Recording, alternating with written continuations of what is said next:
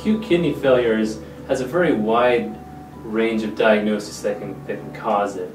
I like to break it down into 3 different areas, and the first one would be thinking of blood getting to the kidney. And so, first of all, if somebody has severe amounts of dehydration, that can really cause the kidney function to not be very happy. Also, if you had a severe amount of blood loss, that would also take away that important blood flow that should be going to the kidney. And finally, if somebody has a severe infection, that can also take away that blood supply, which can cause a subsequent kidney failure. You can also think of the kidney itself and things that are damaging the kidney. That would be like toxins and medications would be very important. There's also hereditary diseases that can affect the kidney itself. And the main toxins that we see a lot of times would be antibiotics that can cause harmful reactions, as well as other medicines like ibuprofen, Motrin, Aleve. Some of those under the wrong circumstances can cause a lot of kidney damage. And finally, the last one I like to think of is when there's urine actually leaving the body, that can actually be obstructed and cause a significant amount of kidney damage as well. Some of the symptoms that patients might get when they have acute kidney damage like this would be they can have a lot of confusion from some of the toxin building up in the body. They can also have retention of fluid in their legs or in the rest of their body. That would definitely be shocking to somebody. Their urine output may become far less, or it may even become extremely dark.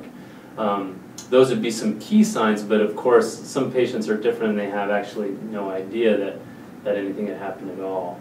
So the diagnosis is generally made by coming in to see your physician, complaining of the certain ailments that are troubling you, and of course simple blood tests and simple urine tests usually give us the appropriate ideas on what could be causing the kidney damage. Treatment options are also extremely important because the disease has so many different avenues. It's important to be on the right track. So if somebody has a decreased amount of blood flow that's going to the kidney, restoration of that is obviously essential. If somebody's dehydrated, a lot of times they'll require IV fluids. If there's sepsis and there's a lack of blood flow to the kidney, they may require certain antibiotics in order to restore that. If there is an offending agent like a toxin or other type of medication, it's obviously important to get rid of that medication as soon as possible. And finally, if there is an obstruction, the best way, of course, is relieving that obstruction by removing a stone or whatever other object is obstructing the urine flow getting out.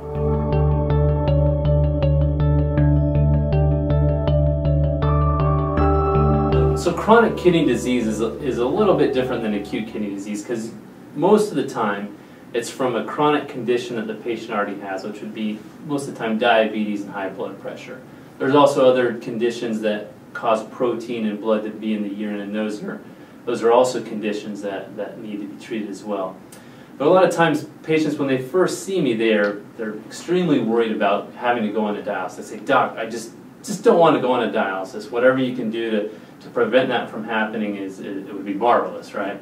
And to me, that is an excellent opportunity to take the time with the patient to say, "Great, we're not going on a dialysis because this is what we're going to do. We're going to meet our goals for our diabetes and meet our goals for our blood pressure, which will substantially reduce our progression to kidney failure."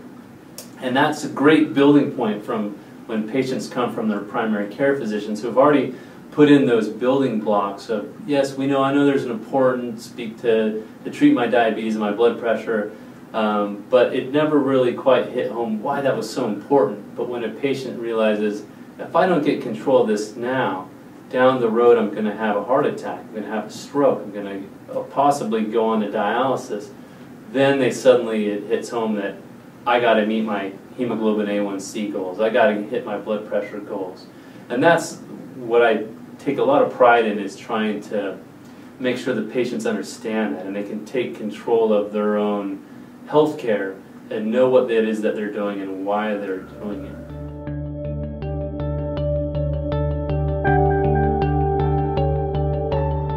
I think nowadays we live in a great time where I think even just a few decades back, if our kidneys gave up on us, we were done. The patient would die. So it is a miracle that people can stay alive with the treatments that we have now. Dialysis is it's basically just a way of taking the blood, cleaning it out, removing some of the excess water, the excess minerals that shouldn't be there, and bringing it back into the body to sustain life. To me, nowadays there are far better treatments now, where we have a lot of home methods where patients can have more of their life back, where they can do their dialysis therapy at the house. Of course, the best treatment for end-stage kidney disease and kidney failure is with a kidney transplant. A kidney transplant isn't a cure for kidney disease, but it's more of a treatment.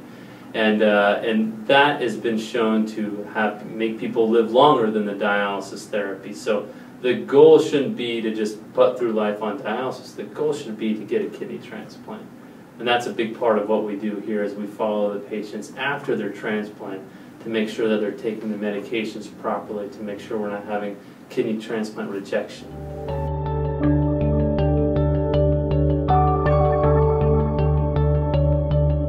With chronic kidney disease, the diet can be very important. And of course, the main thing is portion control, especially if the patient has diabetes.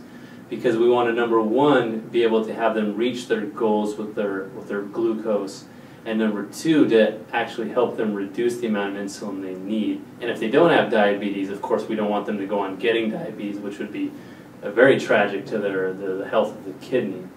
The next thing would be is to have a low salt diet, which has some help with reducing blood pressure, and it also helps with the efficacy of their medications. Their blood pressure medications work better when they don't have to eliminate a lot of salt and excess water. As the kidney disease progresses, then it's more important to start eliminating things like phosphorus in the diet. And that's because phosphorus is a very tricky mineral to get out of the body when the kidney isn't up to its 100% workload. And that phosphorus is really bad because it likes to attach itself to calcium and can cause an increased amount of cardiovascular disease, basically making our arteries into lead pipes. And when they're lead pipes, that means that we're at a high risk of a stroke or heart attack.